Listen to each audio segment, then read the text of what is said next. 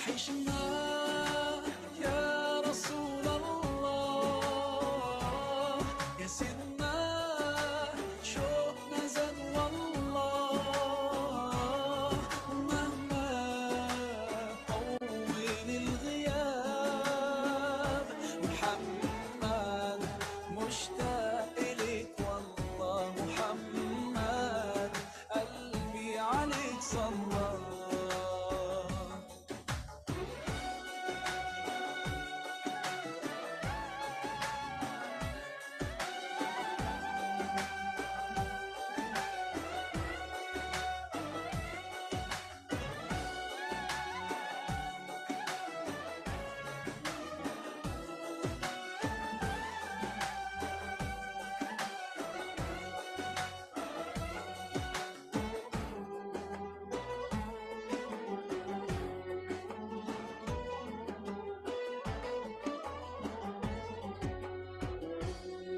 ده أنا زاد في قلبي حنين ودموعي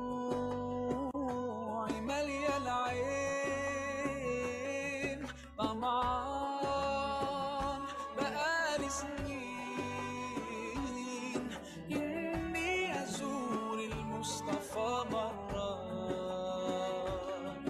إني أزور المصطفى مرة. وحشنا يا رسول الله، يا سيدنا شوقنا زاد والله. ومهما طول الغياب محمد مشتاق إليك والله. محمد قلبي عليك صلى.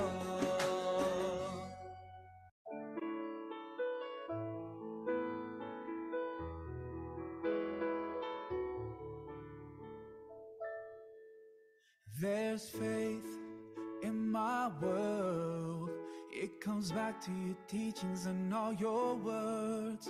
From your life I have learned to be patient and caring at every turn. The reason I'm strong, you're where I belong. In a world spinning out of control, the reason for my pride, you are my guide. And I will always follow your way, your way, your way. Oh, alayka sallallahu, oh Muhammad. Peace and blessings on you every day. Alayka sallallahu, oh Muhammad. You inspire me in every way. I promise that wherever I go, whenever I pray, I'll be sending you praise with the words that I say. Rasulullah, oh Muhammad. Peace and blessings on you every day. There's light in my heart, helps me find my way back when I've gone too far. When all my anger makes me blind, I remember your mercy for all mankind. The reason I forgive as long as I live. In a world spinning out of control, the reason I love, I'll never give up. And I will always follow your way, your way, your way. Oh, alayka sallallahu, oh Muhammad. Peace and blessings on you every day. Alayka sallallahu, oh Muhammad. You inspire me in every way. I promise that wherever I go, whenever I pray, I'll be sending you praise with the words that I say. Rasulullah, oh Muhammad. Peace and blessings on you every day. I know the only thing I want from this life, and it's to follow all your footsteps to paradise. So that's the way I'm gonna spend all my time. Yes, I swear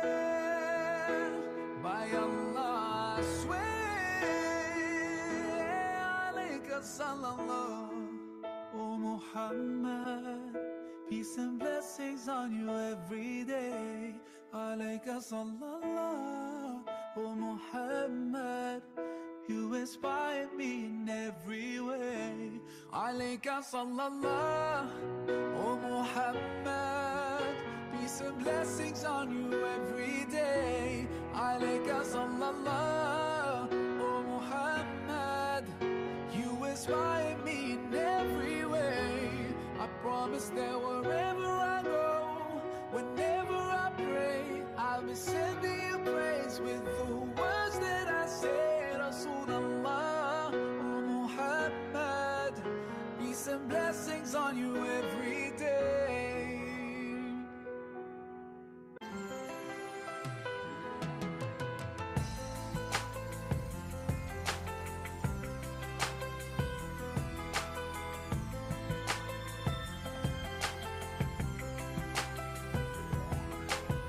I hear the flowers kinda crying loud, the breeze is sounding sad. Oh no, tell me when did we become so cold and empty inside? Lost away a long time ago. Did we really turn that blind? We don't see that we keep hurting each other, no. All we do is just fight. Now we share the same bright sun, the same round moon. Why don't we share the same love? Tell me why not? Life is shorter than most have thought. Hold my hand, there are many ways to do it right. Hold my hand, turn around and see what you left behind. Hold my hand, my friend, we can send the good spirit of me and you for another chance. And let's pray for the beautiful world I share with you.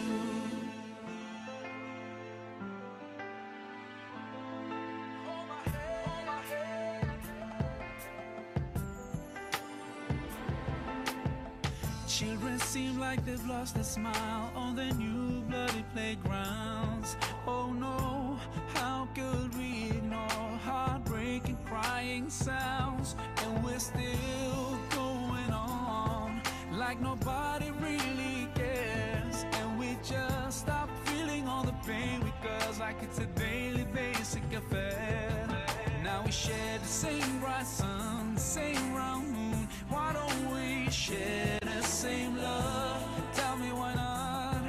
Life is shorter than most have thought. Hold my hand, there are many ways to do it right. Hold my hand, turn around and see what we've left behind. Hold my hand, my friend, we can send the good spirit of me and you for another chance. And let's pray for the beautiful world I share with you. No matter how far I might be, I'm always gonna be your neighbor. There's only one small planet where to be, so I'm always gonna be your neighbor. We cannot hide, we can't deny that we always gonna be neighbors. Your neighbor, my neighbor, we're neighbors. So hold my hand, there are many ways to do it right. Hold my hand, turn around and see what we've left behind. Hold my hand, there are many ways to do it right.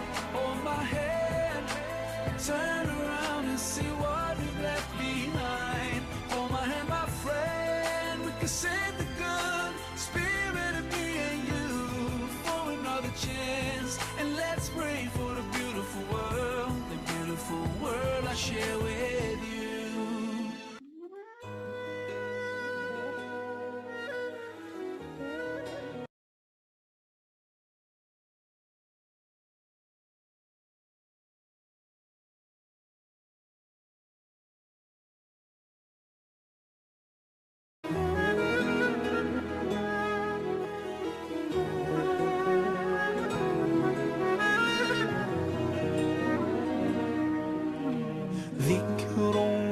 موعظة ونور، فيه شفاء للصدور وشفيعنا يوم النشور. آياته تروي المدى وصفاته نبع الهدى، نلقى الجنان بحبه، لن تستقيم حياتنا إلا به. هو القرآن والفرقان، إليه تنصت الأكوان، وفيه تعطر الآذان. والقرآن ضياء يملأ الآفاق، ونور يبعث الأشواق، وفيه محاسن الأخلاق. والقرآن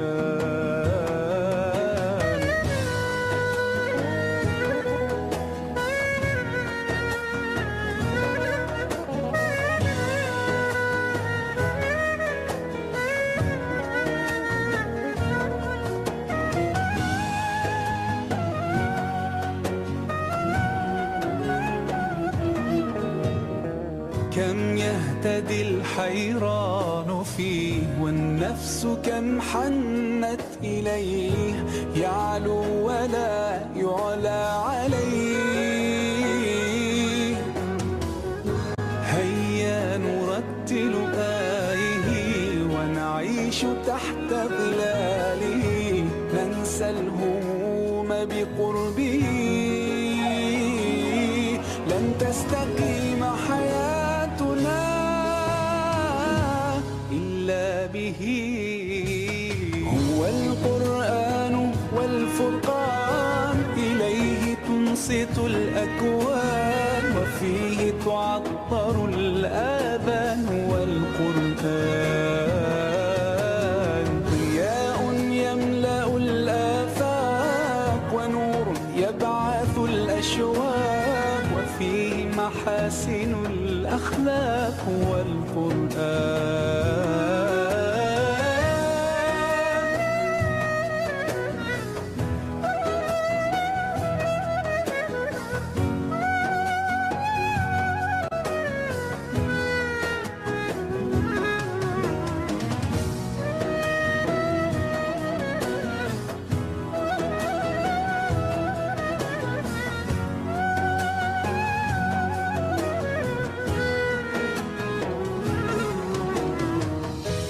أسعد به قلوبنا، واغفر به ذنوبنا، واشرح به صدورنا يا ربنا. أذهب به أحزاننا، فرج به همومنا، واجعله شاهدا لنا يا ربنا.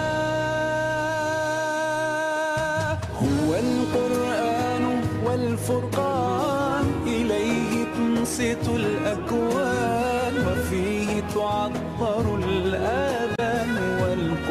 والقرآن ضياء يملأ الآفاق، ونور يبعث الأشواق، وفيه محاسن الأخلاق. هو القرآن.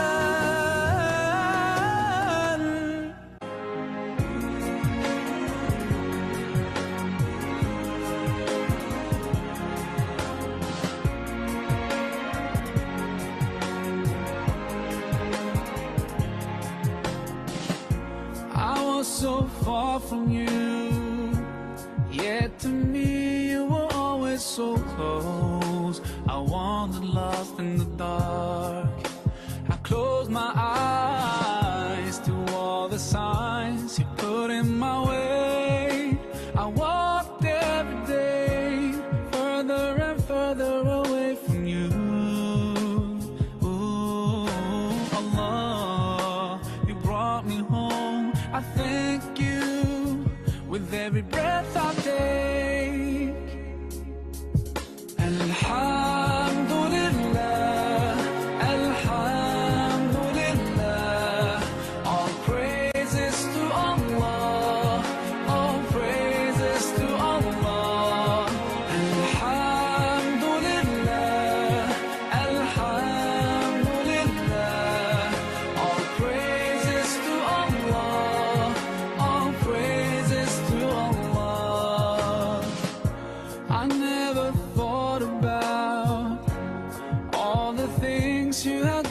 to me. I never thanked you once. I was too proud to see the truth and prostrate to you until I took the first step, and that's when you opened the doors for me. Now, Allah, I realize what I was missing by being far from you.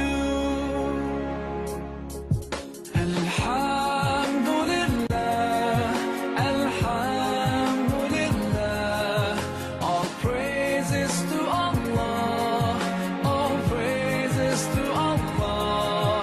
Alhamdulillah, Alhamdulillah, all praises to Allah, all praises to Allah.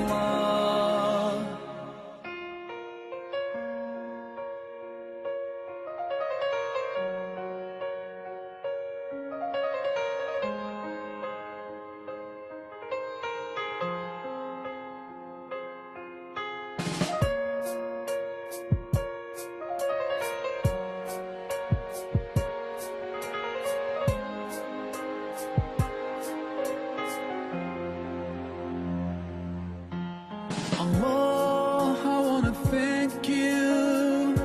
I wanna thank you for all the things that you've done. You've done for me through all my years I've been lost. You guided me from all.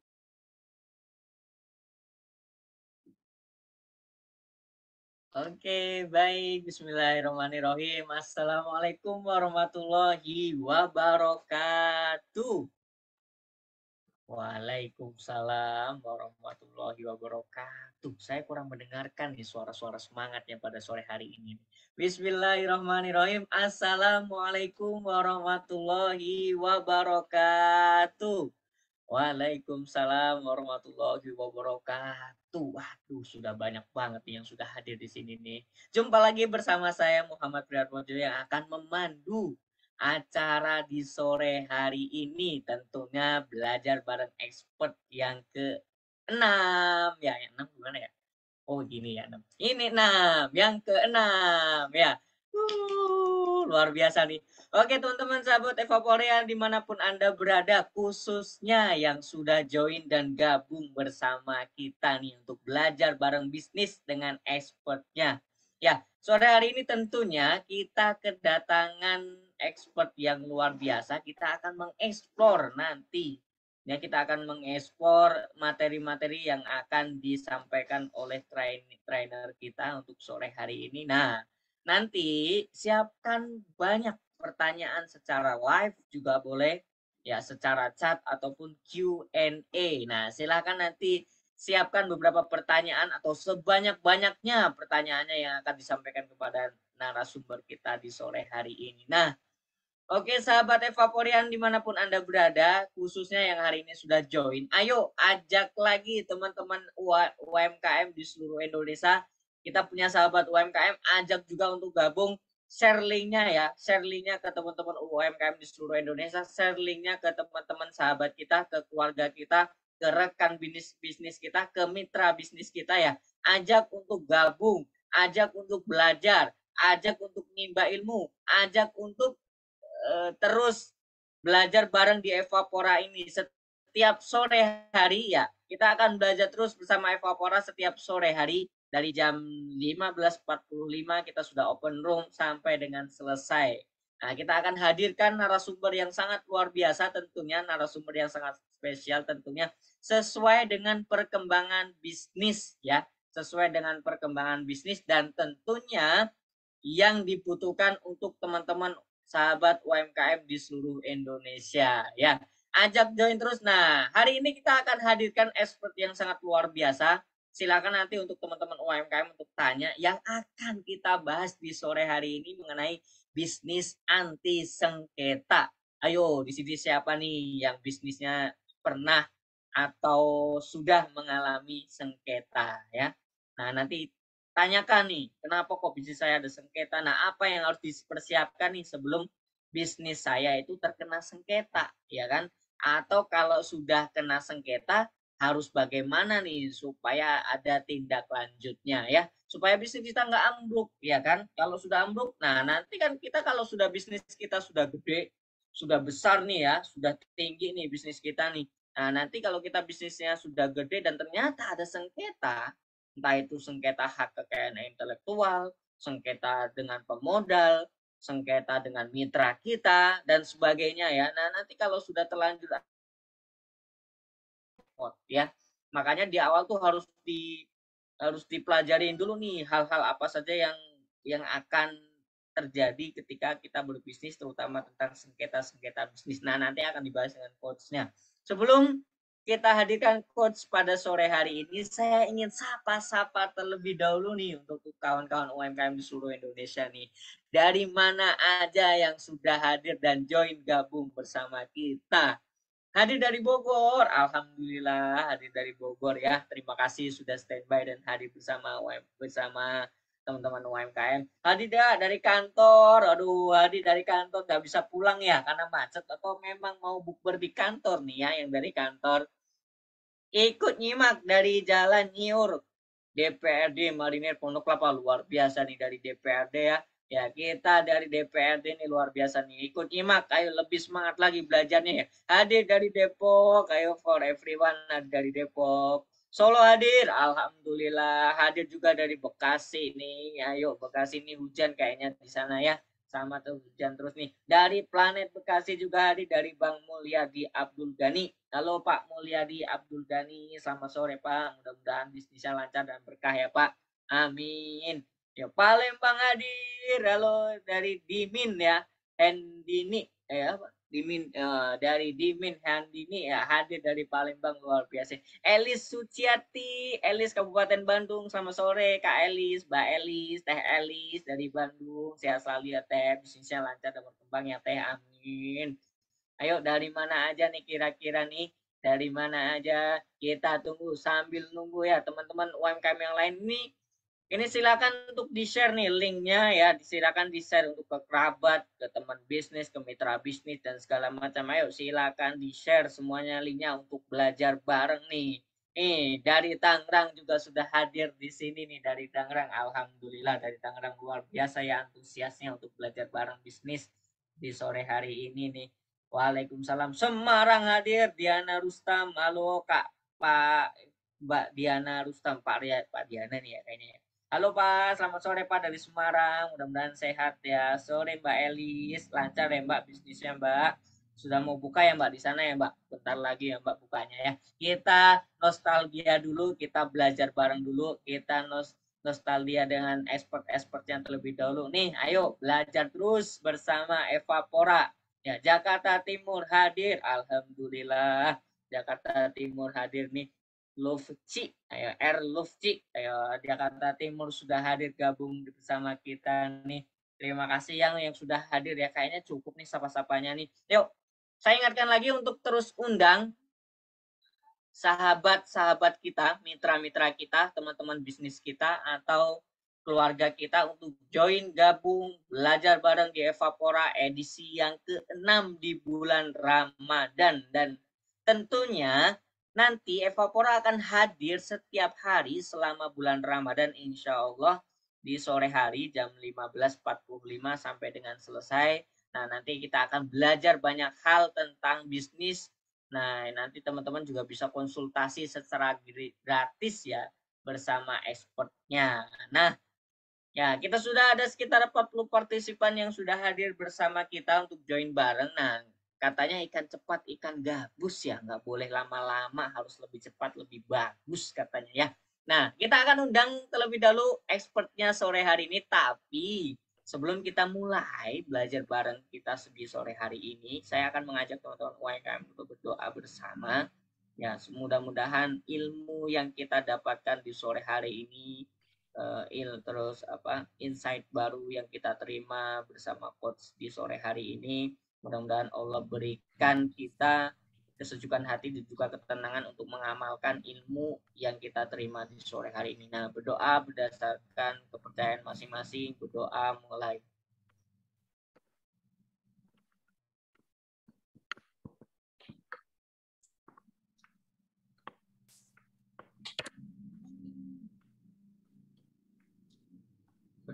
selesai. Oke, teman-teman sahabat UMKM di seluruh Indonesia nih dari Sabang sampai Merauke masih antusias untuk belajar di sore hari ini. Nah, kita akan undang expert kita di sore hari ini untuk berbagi bersama kita para UMKM di seluruh Indonesia. Ini sudah hadir beliau bersama kita dari Hibra Consulting. Kita sapa terlebih dahulu untuk Coach Husni Farid. Selamat sore, Coach. Halo, selamat sore. Apa Halo, kabar, Coach. Selamat sore. Mas Sehat, Coach. Muhammad? Alhamdulillah. Coach Ini Husni, panggilannya gimana Mas kabarnya, Muhammad Coach? apa Prio nih? Mas Prio aja, Coach. Oh, Prio. Oke, siap. Siap. Sehat, Coach. Kabarnya, Coach? Alhamdulillah sehat. Alhamdulillah. Nih, hari ini nih lebih ceria nih nampaknya. Coach lebih antusias nih kita. Oh Teman-teman UMKM iya, nih, Coach. kita udah prepare. Soalnya di live sebelumnya kita kena gangguan sinyal soalnya. Mohon maaf ya Tapi teman-teman hari ya. ini insya Allah lancar ya, Coach ya. Hari Insya ini Allah, insya Allah doain. lancar nih. Doain insya Allah lancar. Insya Allah kita lancar nih. Ramadan ini kita sharingnya singkat banget, Coach. Hanya 1 jam lewat 15 menit nih, kurang lebih nih, Coach. Ini saya udah makan waktu Coach banyak banget nih ya. Saya sampai kenyang nih kayaknya nih. Untuk selanjutnya nih langsung Coach. Silakan Coach untuk berbagi terlebih dahulu nih Coach bersama kita. Oke, makasih Mas Prio. Tanpa berlama-lama kita langsung mulai aja karena memang waktunya terbatas ya. Insya Allah nggak mengambil waktunya teman-teman untuk persiapan berbuka nanti insya Allah. Saya izin share screen dulu. Seperti biasa saya mengingatkan ya, apabila nanti pada saat penyampaian materi ada masalah-masalah sinyal audio, mohon diingatkan ke saya khususnya. Karena kadang-kadang kalau kita lagi ngomong tuh udah kasihkan ngomong, lupa tuh kalau misalnya ada masalah-masalah ada di sinyal segala macam. Oke, saya share screen dulu. Cek-cek, masih aman? Aman Coach. Aman ya. Belum muncul penuh ya gambarnya? Iya, belum. Oke, ini sudah ya? Sudah Coach. Oke, kita mulai. Bismillah. Assalamualaikum warahmatullahi wabarakatuh. Selamat sore teman-teman, sahabat Evapora, dimanapun berada. Senang sekali bisa kembali lagi. Saya nggak mau bilang ngisi ya, terlalu berat kayaknya kalau ngisi materi. Sharing lah ya. Kembali sharing di Evapora. Terima kasih udah diberi kesempatan lagi ya. Hari ini kita akan bahas tema yang super menarik ya, terkait bisnis kaitannya dengan sengketa. Tanpa berlama-lama, saya buka. Bismillah, alhamdulillahilladzi binikmati tatimmus sholihat, asyhadu alla ilaha illallah wa asyhadu anna muhammadan abduhu wa rasuluhu amma ba'd. Mudah-mudahan walaupun kita lagi berpuasa tetap semangat, tetap produktif ya. Waktu yang ada ini seperti mengisi mengisi waktu, menuntut dapat insight, dapat ilmu kayak gini, insya Allah bermanfaat nih buat teman-teman semua. Oke teman-teman, kita akan bahas pada sore hari ini mengenai bisnis anti sengketa. Sebelumnya perkenalkan dulu ya buat teman-teman yang belum kenal. Kalau yang sudah kenal ya kita bertegur sapa kembali ya. Saya Husni Farid Abdad, secara profesi sebagai lawyer dan legal consultant. Alhamdulillah, berkat izin Allah saat ini memiliki beberapa usaha yang berhubungan dengan legal. Ada HFA Lawyers, ini kantor hukum saya. Ada Hibra Consulting, ini lebih fokus ke legal business consulting ya. Ada Konun Ahlan, ini media startup berbasis sama hukum juga untuk yang Konun. Kalau yang Ahlan ini terkait dengan media mengenai Indonesia tapi berbahasa Arab ya, targetnya Middle East. Ada bisnisharuslegal.com, ini platform legalitas untuk UMKM, dan Solvin, ini aplikasi layanan hukum ya. Jadi teman-teman bisa konsultasi, bisa cari lawyer itu di Solvin. Insya Allah akan dibantu di aplikasi Solvin. Ini marketplace-nya lawyer. Buat teman-teman bisa follow juga IG dan TikTok saya Husni Farid Abdad. Saya sering sharing terkait informasi terkait edukasi, dan ada insight-insight terkait dengan hukum, bisnis, ya investasi dan lain-lainnya. Oke, ini beberapa layanan dari Hibra ya. Ada pendirian badan usaha, PT, CV, yayasan koperasi ya. Kita juga menangani merger akuisisi, investment dan funding, corporate secretary, perjanjian, perizinan, haki, kekayaan intelektual, merek, paten, dan lainnya, ketenaga kerjaan, pembuatan perjanjian kerja, peraturan perusahaan, dan PKB itu adalah perjanjian kerja bersama. Lalu kita juga melayani untuk menangani legal due diligence, pendampingan hukum terkait permasalahan, kasus, dan sengketa, serta in-house lawyer atau retainer legal service. Konsultan hukum, kita bisa berkonsultasi ya di Hibra, dan tax serta bookkeeping. Oke, kita langsung ke materinya aja. Karena waktunya nggak banyak, mudah-mudahan cukup apa yang saya sampaikan di sore hari ini. Saya coba menyampaikan dengan sesederhana mungkin pembahasannya, poin-poinnya mudah-mudahan teman-teman dapat. Lalu nanti di ending seperti biasa kita masih bisa berdiskusi untuk tanya jawab. Pusing nggak kalau bisnis kena masalah hukum? Jawabannya pasti ya pusing, Bang. Kalau udah kena masalah hukum tuh kita nggak tahu mesti ngapain ya. Kadang-kadang permasalahannya juga bisa dibilang apa namanya, kita yang awam nih nggak ngerti harus ngapain, tiba-tiba dapat somasi, tiba-tiba izinnya ditutup. Emang ada izin ditutup banyak ya. Nanti saya akan cerita sharing beberapa pengalaman. Intinya kalau kita punya masalah ya, pastinya kita atasi, kita tanggulangi, bukan dihindarin teman-teman ya. Kadang-kadang apa namanya, sering yang tanya tuh kayak gini, Bang, gimana sih supaya kita bisa menghindar dari hukum? Jangan, hukum tuh bukan dihindari, dan hukum ini bukan masalah ya. Ingat ya, hukum ini bukan masalah. Konsepnya itu hukum ada untuk mengatur. Nah, ini agak sedikit basic dulu ya. Jadi hukum itu untuk mengatur ya. Yang ada itu kalau kita melanggar si hukumnya atau kita tidak memperhatikan si hukum, baru kita kena masalah hukum. Jadi hukumnya jangan dihindarin teman-teman. Hukumnya nggak kemana-mana. Hukumnya itu adalah aturan, pasal, itu tuh udah jelas gitu lah ya. Jadi jangan pernah menghindar dari hukumnya, tapi dipahami. Lalu kalau memang kira-kira kita terkena masalah, kita tanggulangi untuk cari solusi. Nah, ini poinnya ya. Jadi di depan saya buka dulu. Jadi kalau teman-teman punya masalah, walaupun memang pusing, berat, bisa dibilang belum pernah pengalaman mengatasinya, jangan lari. Karena semakin kita lari, masalahnya semakin besar. Apapun masalahnya, ya, mau masalah hukum tentang apa namanya, sengketanya tentang apa namanya, tanah, tentang aset, tentang bisnis, utang piutang, perizinan, haki, merek, habis itu pajak, apapun. Masalah itu jangan dihindari, tapi ditanggulangi untuk dapat solusinya. Itu poinnya ya. Oke, nah kalau ngobrol sama saya, ngobrol sama Hibra, kita bikin legal itu jadi fun ya. Jadi nggak perlu tegang-tegang. Masalah hukumnya udah pelik, udah pusing, tapi tenang. Kalau sama Hibra ya, insya Allah sama saya, kita bikin legal itu jadi fun ya. Karena kita punya tagline juga, selain bisnis harus legal, legal is fun, kita selalu bilang ya. Oke, yang pertama adalah ketika kita ingin mengantisipasi si permasalahan hukum ini supaya jangan terjadi, atau mungkin yang udah terkena masalah, kita bisa melihat lagi pertama dari sisi bisnis, karena kan judulnya ini bisnis anti sengketa ya. Dari sisi bisnis, supaya kita nggak kena sengketa, kita mesti melihat dulu benar-benar si bisnis kita. Ya, saya sering pakai banget ini, menggunakan istilah beberapa coach atau mentor saya ya. Salah satunya Pak Budi Isman, fundamental bisnisnya tuh diperhatiin, dicek lagi. Ya, gimana sih sebenarnya bisnis yang kita mau jalanin ya? Kita punya bisnis plan nggak? Kita mau ngejalanin bisnis apa tuh penting. Kenapa teman-teman? Karena banyak orang kena masalah karena dia nggak tahu mau bisnisnya tuh bisnis apa. Contoh, ini saya pakai contoh. Kita mau bisnisnya makanan, oke, clear makanan. Makanannya apa? Makanannya pengen dalam kemasan. Tapi enggak deh, saya pengen jualan makanan kayak restoran aja, dine in, siap saji. Ini walaupun industri yang kategorinya makanan, tapi ini punya pengaturan dari sisi hukum dan legalitas yang berbeda, teman-teman. Salah satunya apa? Salah satunya adalah izin edar, BPOM.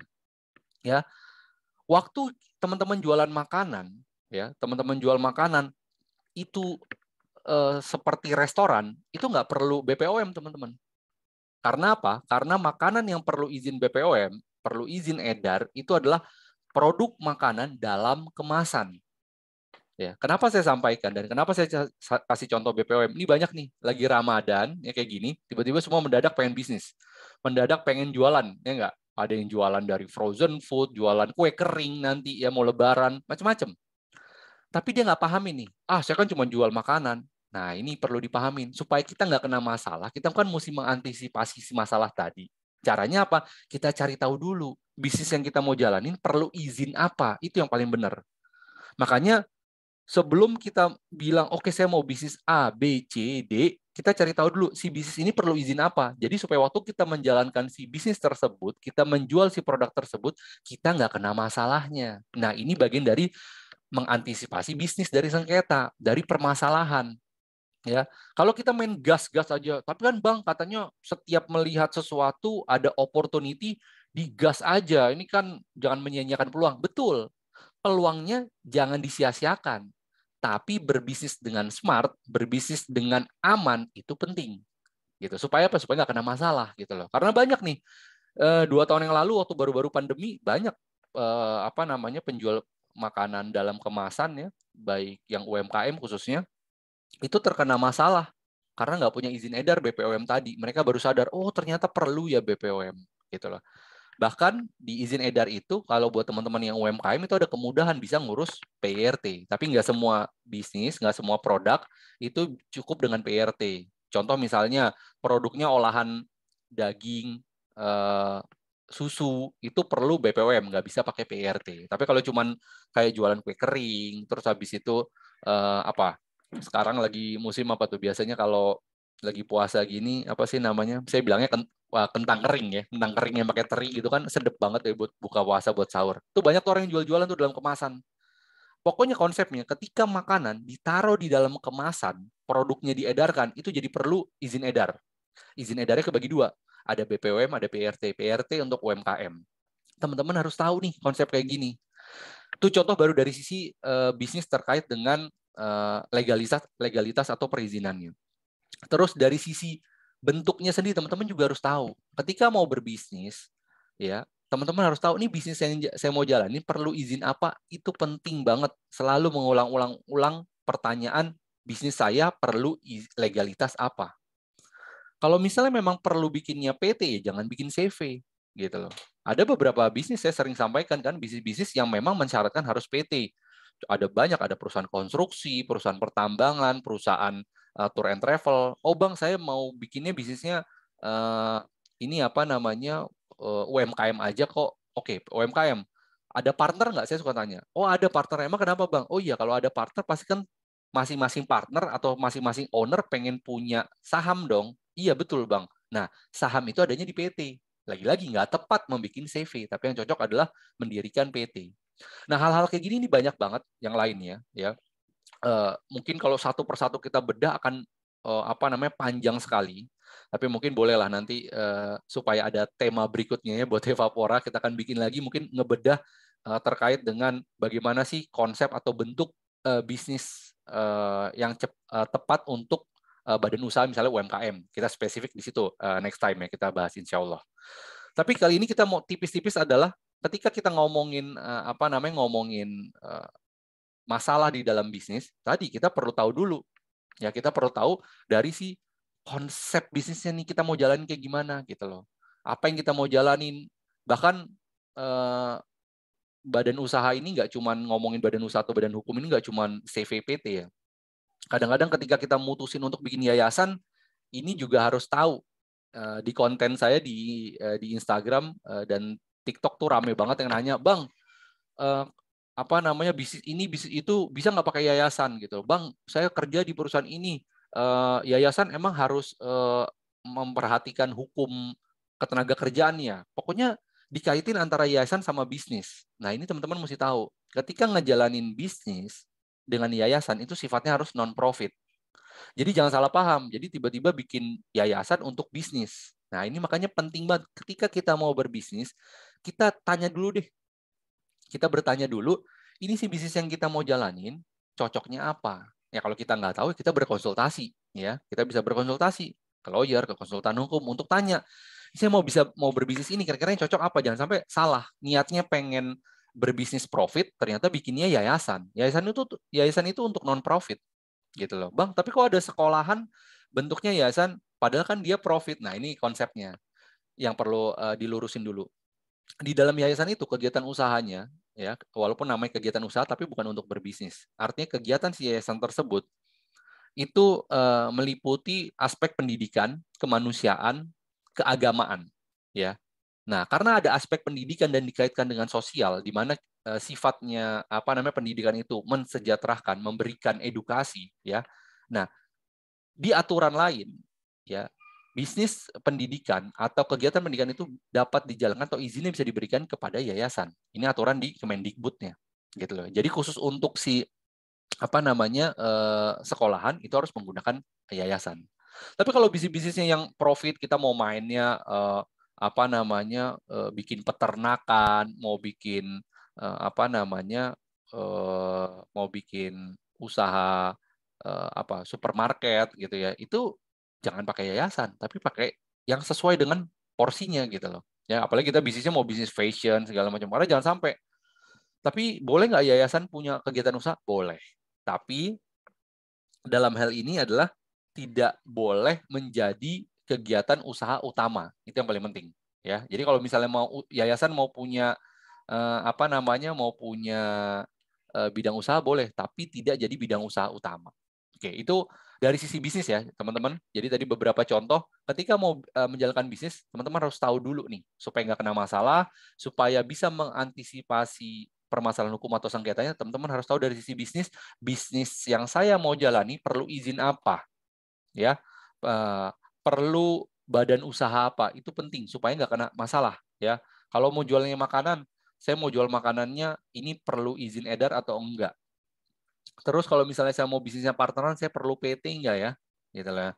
Kalau saya perlu PT, bentuknya seperti apa, susunan modalnya seperti apa, ini penting diketahui. Nah, apabila memang masih kesulitan terhadap hal tersebut dan masih ragu, silakan berkonsultasi. Next, permasalahan yang sering muncul, sengketa yang sering muncul berdasarkan pengalaman saya selama lawyering dan berpraktek, itu masalah kesepakatan dan komitmen. Di dalam bisnis nih, mengenai kesepakatan dan komitmen ini adalah masalah sengketa terbanyak dan terbesar ya di dalam masalah bisnis. Sering kita bikin kesepakatan ya, tapi kita nggak komit ya. Kadang kita udah komit tapi nggak bikin kesepakatan. Ini maksudnya gimana? Ya tadi kita udah sepakat ya, kita bikin perjanjian tapi kita nggak komit ngejalaninnya. Kita nggak paham sama apa yang kita buat di dalam perjanjian atau si kesepakatan yang kita buat. Atau yang tadi saya bilang, kita komit nih, ya istilahnya sering bilang, udahlah kita gentleman agreement aja, berkomitmen nih. Padahal itu kesepakatan juga secara lisan, tapi lupa dibuatkan secara tertulis, gitu loh. Kenapa pentingnya? Nah, ini pentingnya next yang akan kita bahas. Pentingnya membuat perjanjian atau kontrak, khususnya di dalam bisnis. Kita spesifikin di dalam bisnis. Kenapa? Pertama, pembuktian dengan adanya perjanjian yang tertulis itu, pembuktiannya lebih kuat dibandingin yang tidak tertulis. Apabila kasusnya ini sampai misalnya bermasalah atau sampai ke pengadilan, ya. Karena membuktikan orang membuat kesepakatan dengan adanya perjanjian tertulis itu lebih mudah dibandingkan tidak ada perjanjiannya. Ya kan? Nggak pakai perjanjian aja orang bisa ingkar, ya, atau orang bisa bisa melupakan janji atau kesepakatan yang pernah dibuat, apalagi nggak ada perjanjian. Ini ada perjanjian aja orang bisa lupa, apalagi nggak ada perjanjiannya. Apalagi manusia tempatnya lupa, lalai, ya sering lah kita melakukan melakukan kelupaan, kelalaian ya terhadap banyak hal. Apalagi terhadap bisnis yang ngomong ini urusannya uang, urusannya fulus, urusannya cuan. Kita mesti atur nih secara detail. Jangan sampai nggak diatur gitu lah. Itu yang pertama.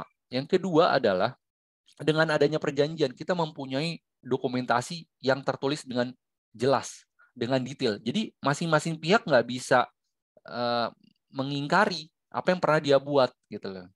Tadi yang saya bilang, udah dibikin perjanjian aja orang masih banyak yang mengingkari, apalagi nggak dibuat.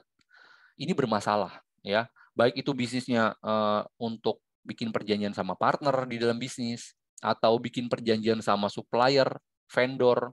Ini cikal bakal permasalahan sengketa nih mulainya dari kayak gini-gini nih. Kelihatannya kecil, kelihatannya sepele gitu loh.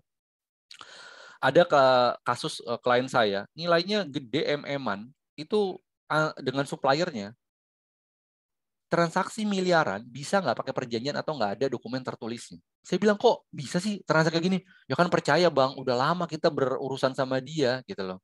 Tapi kita mesti pahamin ya, kita nggak pernah tahu ya masalah itu akan datang di mana. Nah, ada baiknya kita melakukan antisipasi dong, ya. Makanya kan sesuai judul di sore hari ini adalah bisnis anti sengketa. Kita nggak mau terjadi permasalahan, terjadi sengketa. Kita harus mengantisipasinya. Mengantisipasi permasalahan hukum itu dengan kita mengetahui apa aturan yang harus kita atur di dalam transaksi tersebut.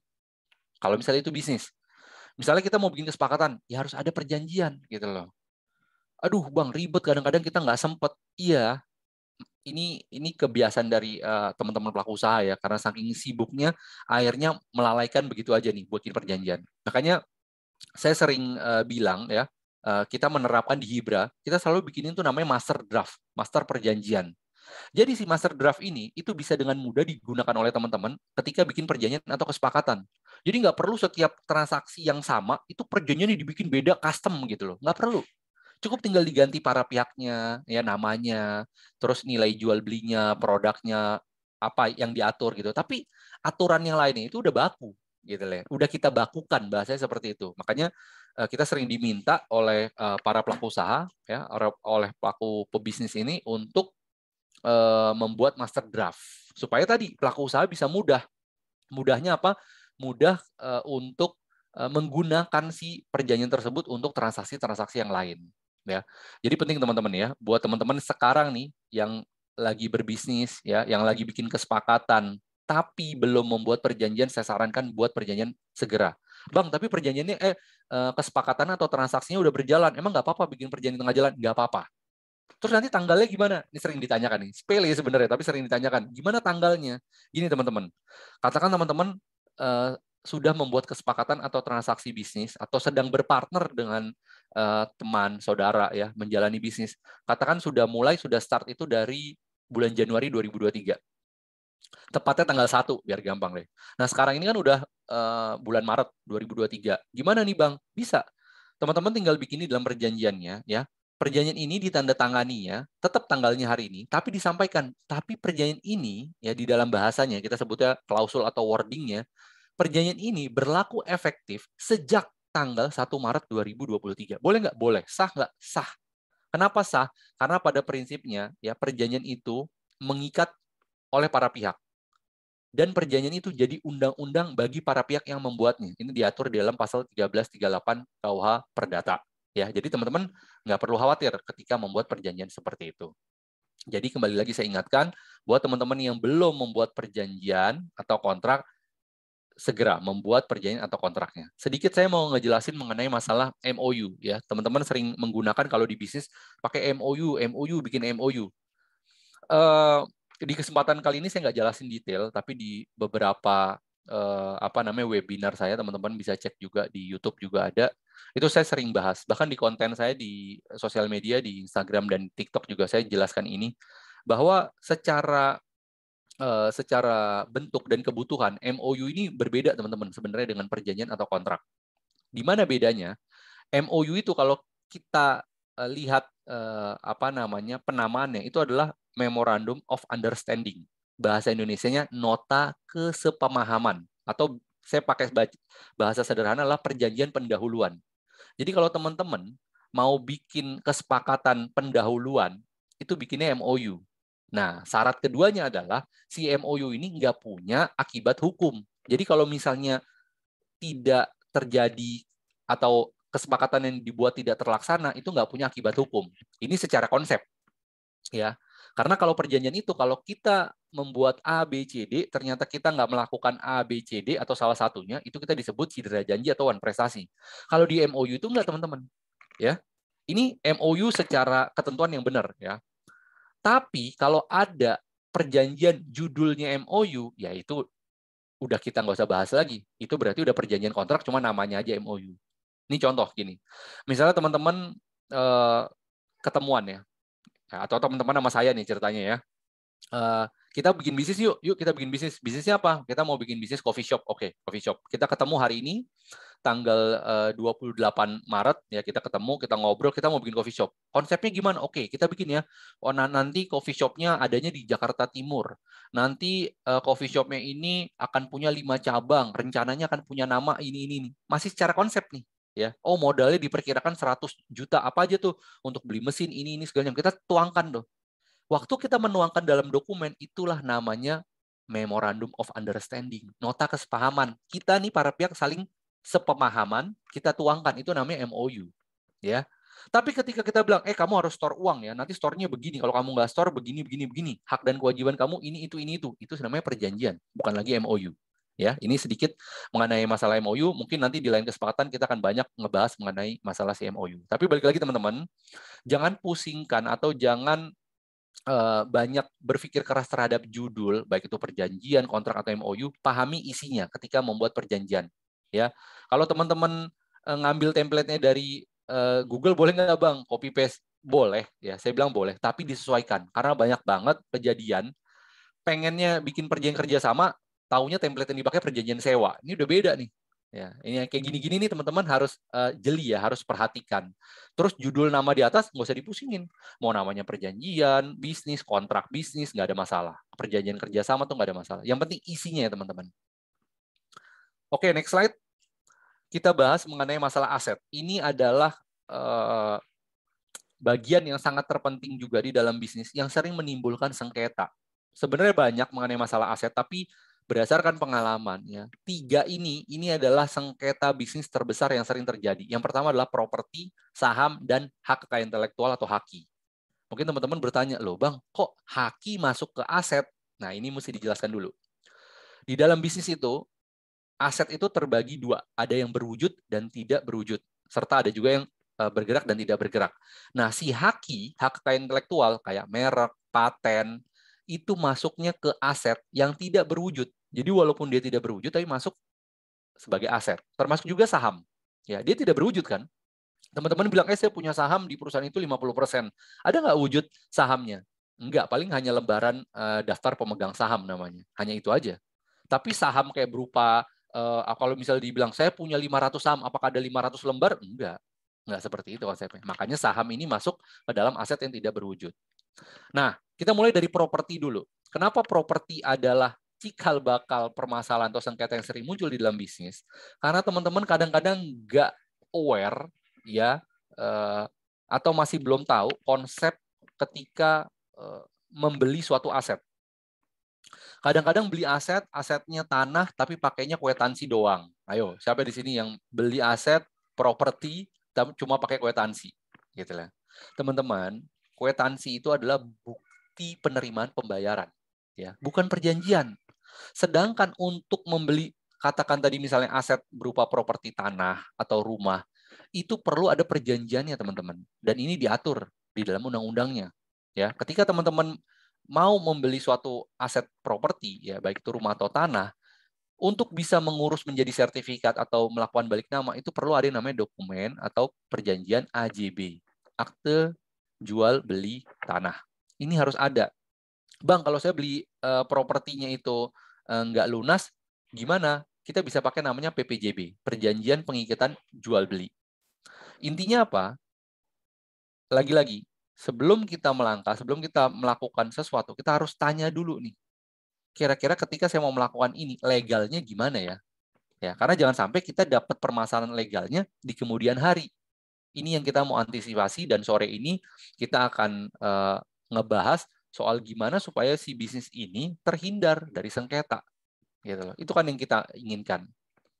Jadi ketika teman-teman mau beli properti, teman-teman harus tahu ini propertinya saya akan belinya cash atau tidak. Oh, ketika tidak cash, ada cicilan, berarti saya pakai PPJB. Itu teman-teman harus tahu. Oh, ketika cash berarti saya bisa langsung bikin AJB. Bang, saya mau beli tanah, tanahnya itu hak milik. Saya mau beli untuk jadi bangunan kantor. Nah, teman-teman harus tahu ketika bikinnya kantor, ya, artinya untuk dijadikan kebutuhan perusahaan, bahkan jadi asetnya si perusahaan. Kalau teman-teman bisnisnya berbentuk PT, itu nggak bisa beli hak milik. Teman-teman bisa belinya HGB atau HGU atau hak lain yang diperbolehkan untuk PT. Hak milik itu hanya untuk perorangan doang. Gitu. Ini perlu dipahami. Terus yang sering kejadian juga adalah founder atau owner punya aset, ya, punya rumah, terus diakui sebagai asetnya perusahaan. Nah, ini ada mekanismenya. Nggak bisa langsung tiba-tiba, udah ini jadi asetnya perusahaan aja, langsung masuk aja diakuin sebagai asetnya perusahaan. Nggak bisa. Kalau memang mau diakuin sebagai asetnya PT, berarti mau dibalik nama, ya berarti ada prosesnya lagi. Ada proses balik nama. Ini potensi juga terjadi sering permasalahan. Terus yang paling sering adalah ketika beli properti, bisnisnya partneran nih. Katakan bisnis sudah berkembang, udah punya uang yang cukup lumayan, pengen beli aset nih, ya. Wah, ini ada aset nih bagus nih. Atau tempat yang tadinya kita jadiin restoran, kita sewa, selama ini kita beli aja deh. Kita punya duit nih, harganya cocok nih, harganya 2M murah misalnya gitu. Dibeli, terus dengan enaknya ya atau dengan gampangnya menggunakan nama salah satu partnernya. Boleh apa enggak? Boleh, tapi ini menimbulkan sengketa. Kenapa? Jelas-jelas partnerannya katakan berdua, masa beli asetnya sendirian? Gitu. Nah, makanya tadi kenapa saya sounding juga mengenai badan usaha di awal. Kita tahu bisnis kita ingin dijalankan seperti apa. Salah satu keuntungan ketika kita mendirikan bisnis dengan badan usaha, ketika kita melakukan pembelian aset, itu bisa kita atas nama si badan usaha atau nama si PT tadi. Gitu loh. Jadi kita nggak perlu repot-repot nyantumin semua nama, walaupun boleh. Di dalam sertifikat itu boleh. Nama pemilik haknya itu lebih dari satu, boleh teman-teman. Ya, jadi jangan dipikir, oh sertifikat tanah tuh hanya satu orang. Enggak. Boleh. Tapi kalau misalnya kita udah punya PT, lebih enak karena ini uangnya beli pakai uang PT, uang bisnis, ya kita atas nama PT. Gitu loh. Pernah kejadian teman-teman, ada orang beli aset pakai nama pribadinya dia. Ketika ribut, dia ngeklaim ngakuin, ya ini aset atas nama saya karena atas nama pribadi saya. Wah, akhirnya ribut. Kita sampai ke pengadilan gitu loh. Untuk membuktikan bahwa si orang tersebut atau katakan si A itu membeli properti atau aset waktu itu menggunakan uang bisnis, uang perusahaan. Ya kan kayak gini-gini yang kita mau hindarin kan. Pelaku usaha tuh pada prinsipnya nggak ada yang mau bersengketa, sampai ribut, bermasalah tuh nggak ada yang mau. Nah, justru itu kita harus tahu ya gimana sih legal mengatur buat bisnis kita. Ketika kita mau beli properti, kita mau beli aset, kita harus tahu. Yang selanjutnya adalah masalah saham. Saham juga sama gitu ya.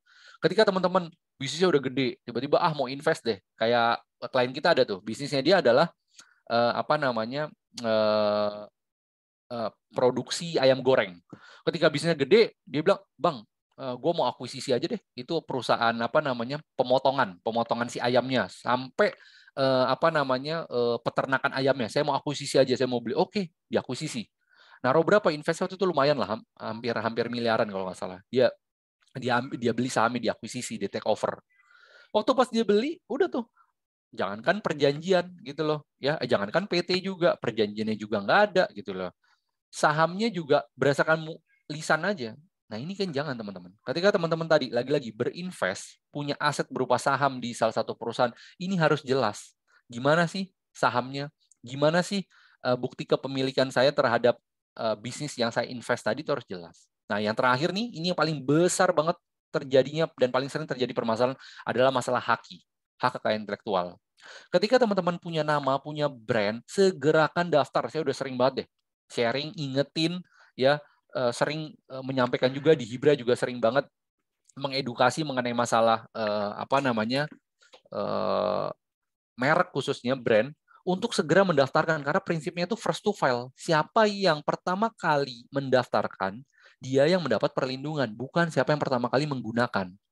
Ini sengketa merek besar banget teman-teman. Kalau teman-teman nggak mau dapat masalah, disomasi orang, dilarang menggunakan nama tersebut, ketika punya brand, segerakan daftar. Karena pertama, kita nggak tahu si merek yang kita gunakan ini udah digunakan atau didaftar oleh orang lain atau belum. Atau bahkan ketika kita udah jalan, tiba-tiba ada orang yang beritikat buruk, bahkan kompetitor, menggunakan cara yang tidak baik, mendaftarkan merek tersebut, lalu mengklaim kalau itu mereknya dia. Merugikan siapa? Merugikan bisnis teman-teman. Dan ini udah banyak terjadi.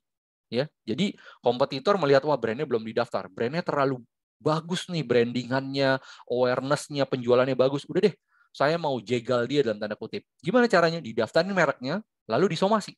kamu saya larang pakai brand itu. Kenapa? Karena saya yang sudah terdaftar secara legal di DJKI sebagai pemilik merek itu. Nah, mau bilang apa kalau udah kejadian seperti itu?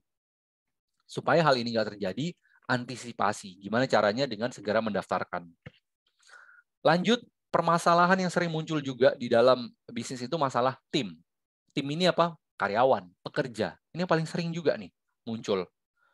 Bisnisnya punya karyawan, punya tim, dapat insight ya, dapat masukan. Kalian jangan berbisnis sendiri, haruslah berbisnis itu jangan jadi Superman, tapi bangun super team. Wah, kan gitu ya, keren ya. Apa namanya motonya atau dapat insight seperti itu. Ketika bangun tim, benar bagus, tapi lebih bagus lagi dan akan sangat amat bagus kalau si tim ini diatur secara ketentuan yang berlaku. Teman-teman harus tahu, nih tim yang saya rekrut itu merupakan karyawan kontrak atau karyawan tetap. Teman-teman harus tahu, karena pengaturannya berbeda. Ya, jangan sampai nggak diatur. Ketika nggak diatur, permasalahan jadi timbul ketika nanti waktu pas teman-teman misalnya mau PHK. Begitu pas PHK, teman-teman bilang, oke kamu saya PHK. Gitu loh. Ternyata dia tiba-tiba minta pesangon. Teman-teman bilang, loh, kamu kan saya rekrut dulu sebagai karyawan kontrak. Tidak ada pesangon di dalam karyawan kontrak. Betul nggak? Betul. Tapi ada yang miss nih. Miss-nya apa? Si karyawannya berargumen balik. Karyawannya ngerti nih karena udah belajar, udah cari tahu undang-undangnya, tiba-tiba dia bilang ke atasannya, ke manajernya, ke bosnya atau ke pemiliknya, Pak, Bu, saya ini tahu kalau misalnya karyawan di PHK, karyawan kontrak itu nggak dapat pesangon, tapi sayangnya saya ini karyawan kontrak. Saya ini karyawan tetap. Kok bisa? Kata si ownernya, iya, karena dari awal tidak pernah ada perjanjian kontrak tertulis saya. Wah, itu tuh. Itu sering skakmat kalau owner atau founder digituin sama pekerjanya. Kenapa? Karena secara undang-undang ketenagakerjaan, karyawan kontrak itu harus dibuat perjanjian secara tertulis menggunakan PKWT, perjanjian kerja waktu tertentu. Ya konsekuensinya kalau dia tetap bekerja tapi nggak ada perjanjian kerja tertulis, ya jadi statusnya berubah jadi tetap. Nah, celah ini yang diambil oleh si pekerja. Kalau udah kayak begini, salahnya siapa? Salahnya si pekerja yang terlalu cerdik atau si ownernya yang terlalu lalai? Nah, jawabannya kedua. Ownernya atau foundernya terlalu lalai.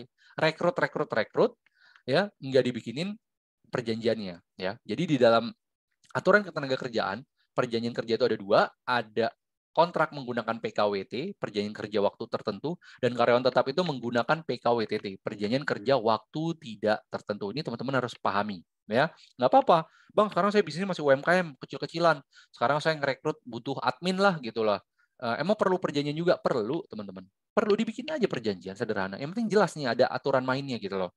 Kamu kerja dari jam berapa, gajinya berapa, hak kamu apa aja, cutinya gimana. Jangan tiba-tiba ribut, marah-marah.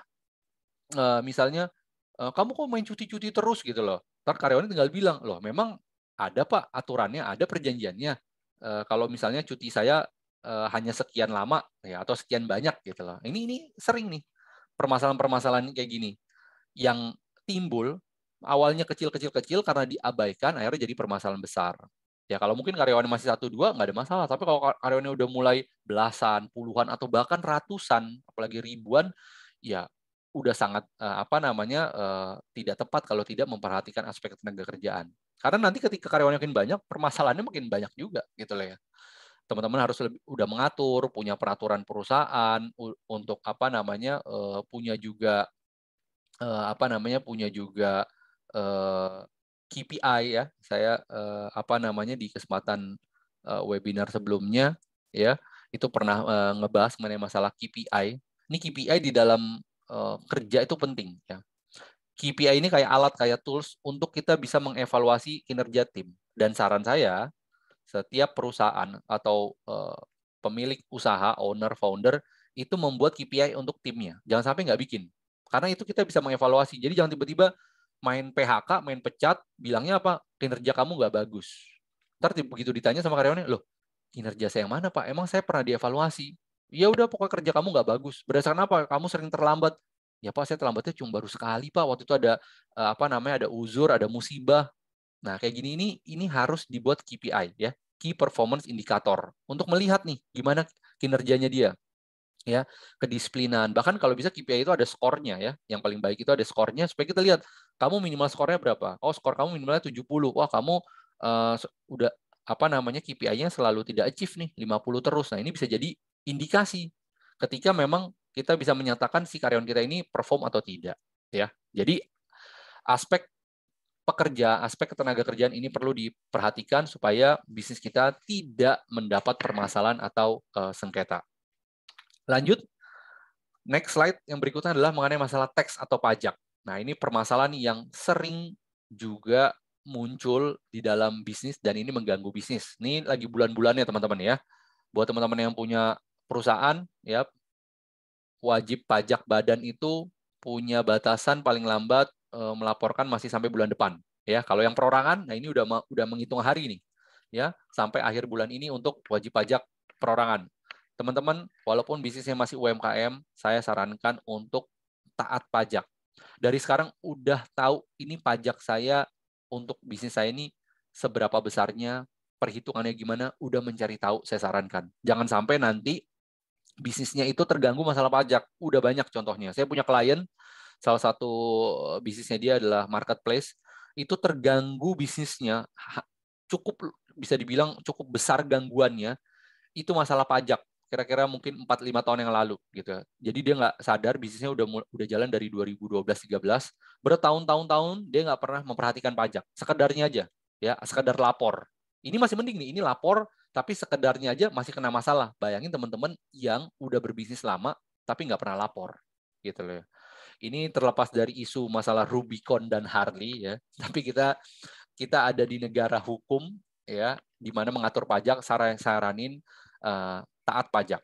Paling tidak teman-teman dari awal sekarang udah tahu, saya ini bisnisnya kena pajak apa. Oh, saya masih omsetnya 4,8 M, 4,8 miliar setahun. Berarti saya bisa pakai tarif UMKM. Perhitungannya 0,5% dari omset. Udah, yang penting saya tahu. Lalu saya laporin dan bayarin. Ya. Penting teman-teman mencari tahu. Kenapa? Karena bisa aja pajaknya tuh nihil. Jadi teman-teman punya cuma kewajiban lapor. Atau kenapa saya bilang pentingnya mencari tahu, makanya penting berkonsultasi, mencari tahu pajak yang dikenakan untuk bisnis saya itu seperti apa dan berapa. Karena jangan sampai teman-teman bayar pajak tapi lebih bayar. Wah, kalau udah lebih bayar ini repot teman-teman, nggak bisa diambil. Begitu ngeklaim nanti teman-teman bisa kena audit pajak, ya. Atau jangan sampai kena kurang bayar juga, ya. Jadi kurang jangan, lebih juga jangan. Caranya gimana? Teman-teman bisa melakukan tax planning dengan berkonsultasi ya. Pajak itu bisa direncanakan atau di tax planning. Oke, kita masuk ketika bisnisnya tadi katakan ya, teman-teman walaupun udah tahu dari aspek bisnis, perjanjian, lalu aset, lalu tadi kita ngomongin tim ketenagakerjaan dan bahkan sampai ke pajak, ternyata masih timbul juga permasalahan apakah kita langsung menyelesaikan dengan cara cara yang tidak sesuai ya. Ketika sengketa itu terjadi ya, ketika ada utang piutang, apa kita langsung ribut-ributan? Apakah kita punya masalah dengan partner kita langsung jadi berantem? Apakah seperti itu? Enggak ya.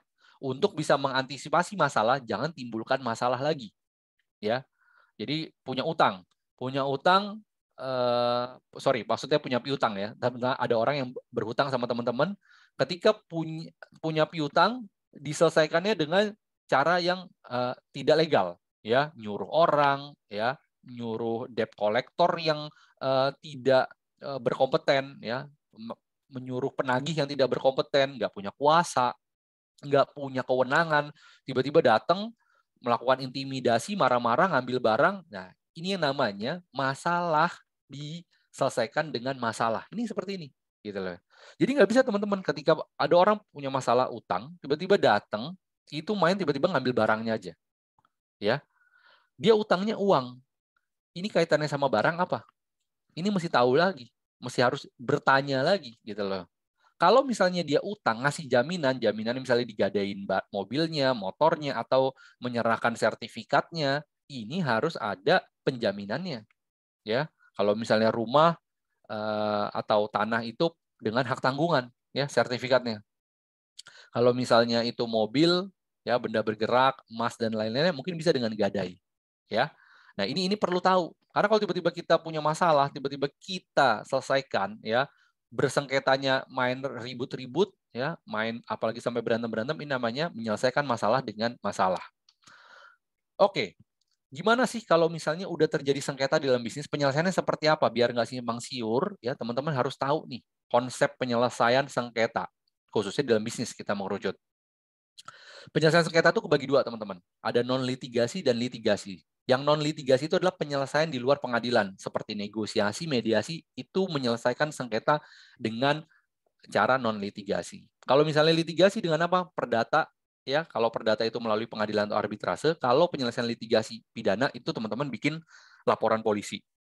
Nah, ngomongin mengenai masalah penyelesaian sengketa litigasi perdata, teman-teman harus tahu penyelesaian pengadilan dan arbitrase. Kadang-kadang sering nih ketemu perjanjian, karena tadi perjanjiannya copy paste di Google, penyelesaiannya pakai arbitrase. Apa nih arbitrase? Nggak tahu. Kenapa dipakai? Keren aja bahasanya, Bang. Oh, oke deh, keren aja katanya.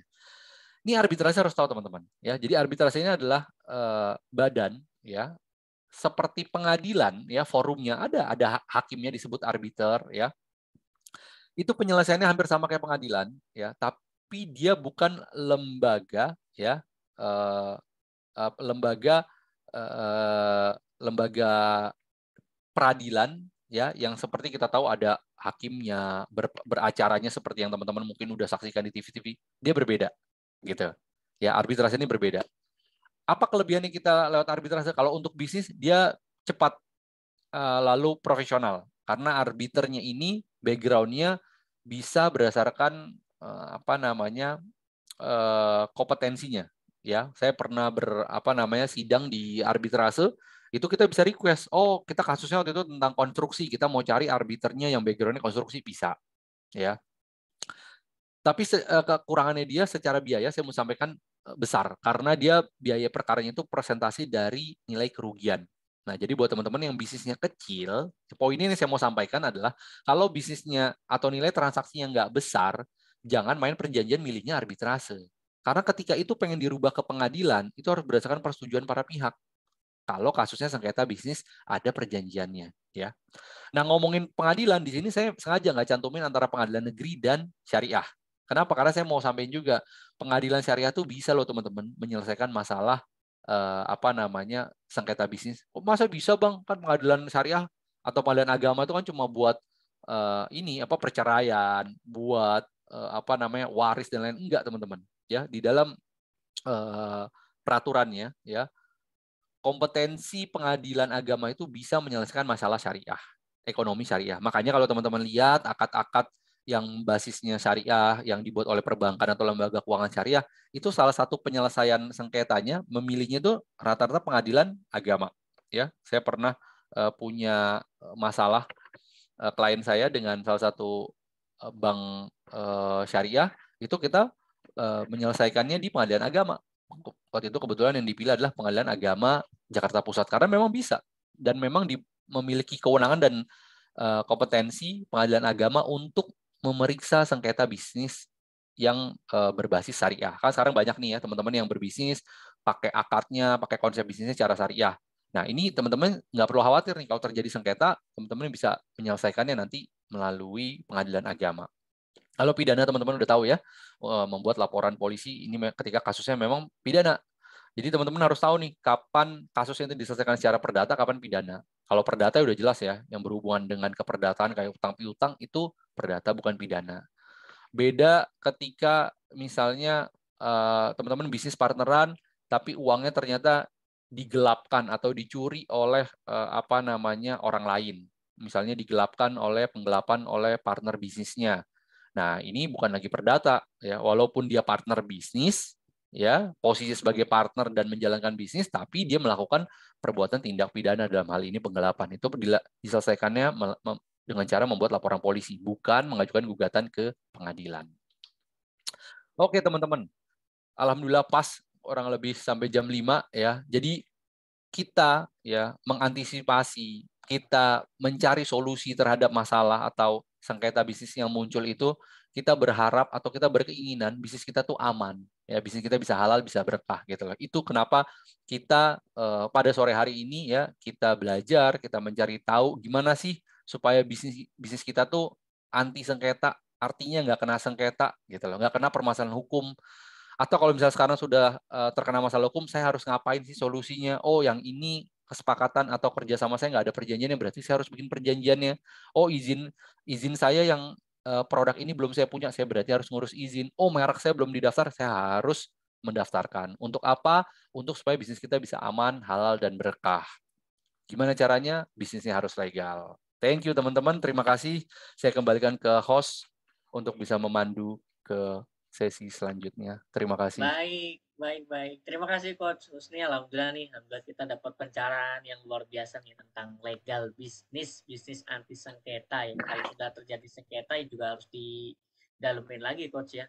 Coach, ini kita buka beberapa pertanyaan nih Coach. Ada beberapa pertanyaan nih dari teman-teman UMKM di seluruh Indonesia nih Coach. Dari Mulyadi Coach. Ini saya bacakan Coach ya. Saya pernah jadi marketing properti senilai 6 miliar. Beberapa tahun setelah proses jual beli, ternyata terungkap pemilik tanah tersebut tersangkut kasus hukum terkait terorisme dan nama saya disebut-sebut. Saya nggak mau pusing-pusing Coach katanya. Saya pun menghilang berbulan-bulan sampai kasus hukum pemilik tanah tersebut selesai vonis.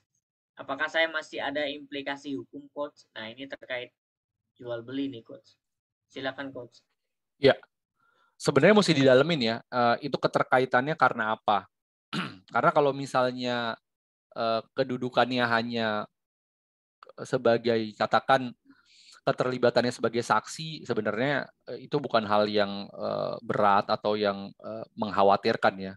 Karena ketika kita diminta sebagai saksi, kita hanya untuk memberikan keterangan sebagai pelengkap dari si penyidik, seperti itu. Jadi buat saya ini perlu cari tahu dulu ya, waktu itu keterlibatannya sebagai apa gitu loh. Katakan misalnya karena dianggap ada aliran dana, karena waktu itu pernah jual beli, jadi pernah ada transfer duit, habis itu pernah ada mungkin terima duit, ya udah kita tinggal jelasin aja bahwa waktu itu saya bertransaksi sama dia atau saya melakukan transfer uang ke dia karena untuk urusan apa ya, sebabnya apa, untuk kebutuhan apa, tinggal sampaikan aja gitu loh. Jadi kita nggak perlu lari ya.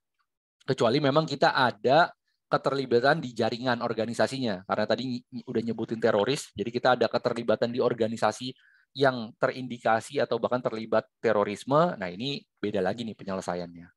Jadi kalau hanya kita pernah bertransaksi, nggak apa-apa, jelasin aja. Itu hal yang wajar dan nggak perlu dikhawatirkan sih. Itu mudah-mudahan dijawab ya Pak Mulyadi ya. Nanti perlu didalamin lagi itu Pak, keterkaitannya seperti apa Pak, karena terkait teroris ya Pak gitu. Jadi harus lebih hati-hati lagi Coach ya dalam memilih jual beli bisnis Coach. Ini ada lagi nih Coach dari Oki, dari Pak Oki Coach. Mohon izin bertanya, untuk kopi susu dalam botol buatan rumahan apakah memerlukan PIRT juga? Saya perhatikan beberapa produk dari merek-merek lumayan besar tidak mencantumkan izin PIRT, apalagi BPOM. Silakan Coach terkait PIRT Coach. Yap. Jadi konsepnya kalau misalnya produk itu dijual dalam kemasan dan dia punya expired date ya, punya masa yang lama, itu jadi perlu PRT. Kalau tadi dibilang kok ada berapa produk nggak perlu PRT karena tadi dibikinnya fresh. Contoh misalnya, kita datang ke Starbucks, kita datang ke Kopi Kenangan, bilang saya mau beli kopi literan, kan ditaruhnya di dalam botol. Itu nggak perlu PRT. Gitu lah. Yang perlu PRT ketika dia bikin banyak,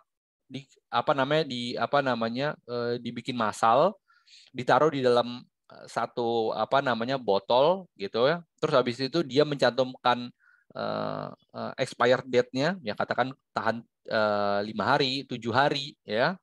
Itu jadi perlu PRT. Ini kelihatannya kan sama tapi padahal beda. Beda dari sisi tadi cara mengedarkannya. Makanya di depan tadi saya singgung, kita mengetahui bisnis model kita atau gimana kita menjalankan bisnis ini penting, gitu loh. Karena nggak semua produk perlu izin edar, ya. Ada beberapa produk yang mutlak perlu izin edar, gitu loh. Jadi kalau misalnya bisnisnya Bapak tadi orang order baru dibikinin terus habis itu dimasukin ke botol, itu nggak termasuk izin edar yang memerlukan PRT. Tapi ketika kan dijual diproduksi lalu dijual di drop mungkin ke supermarket, ditaruh titip di toko temen, ditaruh di tempat olahraga di di kulkasnya. Nah, itu jadi perlu PRT gitu ya. Tapi kalau misalnya dibikinnya fresh, katakan tadi pakai contoh kayak Starbucks, kayak kopi kenangan, itu jadi nggak perlu. Itu dari Mbak Randy Aulia, mudah-mudahan dijawab ya Mbak terkait dengan PIRT. Nih Coach, ada lagi Coach dari Randy Aulia nih Coach. Saya dan rekan baru membangun bisnis dan bisnisnya adalah jasa IT. Dalam bidang jasa, perjanjian apa saja yang bisa digunakan sebelum mulai memberikan jasa atau layanan? Silakan Coach. Oke, yang pertama karena tadi udah disampaikan bisnisnya partneran, penting punya perjanjian sama partnernya. Ya, mau ini udah berbentuk PT atau CV atau masih belum, saya saranin punya perjanjian sama partnernya. Ini yang sering disebut yang kekinian namanya founder agreement ya, atau perjanjian pendirian usaha bersama. Ini harus ada. Yang kedua, punya perjanjian sama maksudnya template untuk perjanjian dengan partnernya. Ya. Dengan partnernya itu yang tadi pertama. Yang kedua, punya master draft ya, template perjanjian dengan kliennya, ya, dengan si kliennya. Itu juga harus ada. Karena tadi kan jasa ya. Ketika kita setiap pemberian jasa, kita harus ada perjanjiannya. Karena banyak jasa, karena kebetulan bisnis saya juga jasa, banyak jasa itu yang istilahnya nggak cuma one off. One off itu sekali di order kita melakukan beres. Nggak selalu seperti itu. Selalunya ada waktu. Ada pekerjaan seminggu, sebulan, 6 bulan, setahun. Nah, ini harus ada perjanjiannya. Kita harus tahu nilainya berapa, cara pembayarannya seperti apa. Apalagi kalau teman-teman yang bisnisnya itu dibayarnya pakai progres. Ya, biasanya ini kayak pengadaan, kayak pekerjaan-pekerjaan yang sifatnya jasa sering ya, kayak jasa konstruksi, jasa desain itu paling sering tuh, dibayarnya progres. Oke, kamu saya bayar DP. Nanti progresnya sekian persen, kamu saya bayar lagi termin kedua, termin ketiga sampai keempat. Nah, ini saya saranin udah wajib banget punya perjanjian. Karena sering banget timbul sengketa, jadi konflik, perdebatan masalah pembayaran. Jadi waktu kita mau invoice, si kliennya bilang, jangan invoice dulu, kamu belum bisa nagih karena progresnya belum sekian persen, gitu loh. Nah, untuk tahu sekian persen atau sekian persen dari mana, karena nggak pernah ada perjanjiannya, gitu. Kalau ada perjanjian kan jelas, gitu loh. Terus yang paling penting juga, karena tadi menyinggung bisnisnya jasa, ketika pekerjaannya sudah selesai, kalau misalnya katakan dia bisnisnya IT, membuat suatu sistem atau membuat aplikasi, biasakan setelah selesai project itu ada yang namanya BAST atau berita acara serah terima. Ya, ini digunakan, dibuat di dokumennya. Menunjukkan bahwa ini loh, saya sudah selesai pekerjaannya dan saya sudah hand over, sudah serah terimakan ke si owner atau si kliennya. Kenapa? Karena ini pernah kejadian. Saya punya kasus, itu gara-gara cuma masalah tadi. Menurut si konsultan atau si programmer, dia sudah menyelesaikan pekerjaannya, tapi menurut si klien kerjaannya belum beres, belum selesai, atau ada masalah di maintenance. Ya, kadang-kadang kalau kita mengerjakan sesuatu ada yang namanya masa pemeliharaan. Makanya ada istilahnya retensi kan. Kita ditahan retensi 5-10%, tapi umumnya itu 5% lah. Nah, ketika kita menahan retensi itu atau kita menyatakan, oh saya udah selesai, saya udah melewati juga masa pemeliharaan, progresnya udah bagus nih sekarang. Saya mau ambil hak tadi retensi saya atau saya mau mengakhiri pemberian jasa saya. Nah, ini penting ada BAST, berita acara serah terima. Tujuannya apa? Untuk adanya dokumen yang menunjukkan bahwa pekerjaannya telah berakhir atau telah selesai. Mudah-mudahan bisa menjawab. Itu mudah-mudahan bisa menjawab ya. Ini ada satu coach yang ingin bertanya langsung nih coach. Ini kita undang bersama-sama nih coach untuk Kak Afiah ya. Kak Afiah dari klinik, Kak Afiah Klinik. Baik, boleh. Kak Afiah Klinik, silakan tuh untuk ini Kak Afiah Klinik. Suara saya terdengar ya, Coach? Dengar. Baik, terima kasih. Assalamualaikum warahmatullahi wabarakatuh. Waalaikumsalam warahmatullahi wabarakatuh. Videonya kelihatan ya. Sebentar, Coach. Saya keluarin. Nah, ini.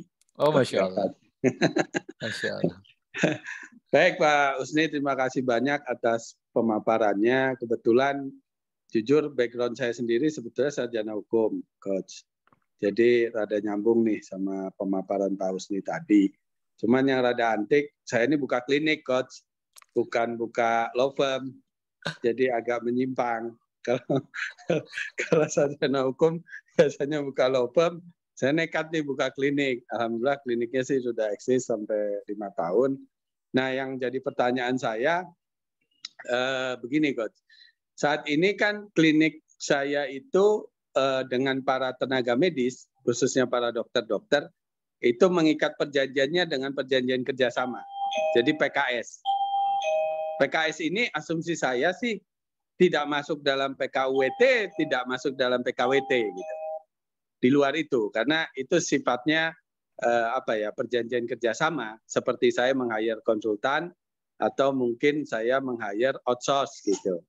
Saya perlakukan polanya modelnya kurang lebih begitu. Terus yang kedua, bagaimana caranya kalau kita mau berpartner dengan katakanlah kelembagaannya Pak Usni ini ya.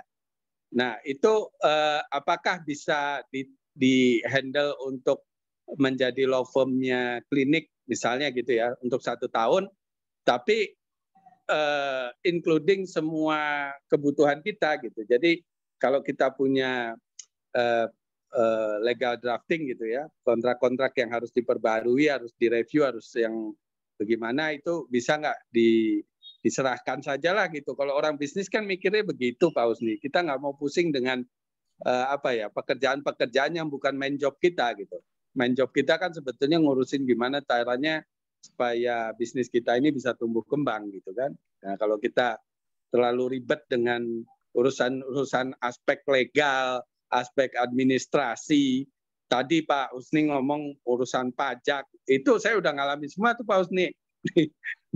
Dapat somasi dari pajak udah, dapat ribut-ribut sama karyawan udah gitu. Tapi ya alhamdulillahnya saya bersyukur karena saya ada background hukum, itu bisa membantu saya sih. Tapi melelahkan memang, cukup capek ngurusin hal kayak gitu, jadi menyita waktu dan perhatian saya sehingga pertumbuhan bisnisnya jadi terhambat gitu. Nah, gimana kalau kita mau berpartner dengan katakanlah legal konsultannya Pak Usni, karena selama ini saya pernah mensonding beberapa orang, ya dia maunya itu case by case gitu. Jadi kalau ada kasusnya baru mereka mau bergerak gitu. Tapi kan itu artinya sudah ada masalah baru dia bergerak. Saya justru berpikir seharusnya preparation kan, artinya preventif lah. Sebelum ada masalah kita beresin dulu nih yang sesuai aspek legalnya gimana gitu kan. Nah itu bisa nggak berpartner dengan Pak Usni? Itu aja Pak, terima kasih. Assalamualaikum warahmatullahi wabarakatuh. Waalaikumsalam warahmatullahi wabarakatuh. Masya Allah. Sukses Pak, berkah selalu bisnisnya insya Allah. Yang pertama, saya jawab dulu. Saya nggak tahu tadi ditanyakan apa maksudnya konfirmasi, tapi yang pertama dulu saya mau jawab. Betul nggak ikatannya itu hubungan antara klinik dengan dokter itu saya bikinnya kerjasama aja. Saya posisikan dia sebagai mitra. Betul sekali Pak, Bapak tepat sekali itu.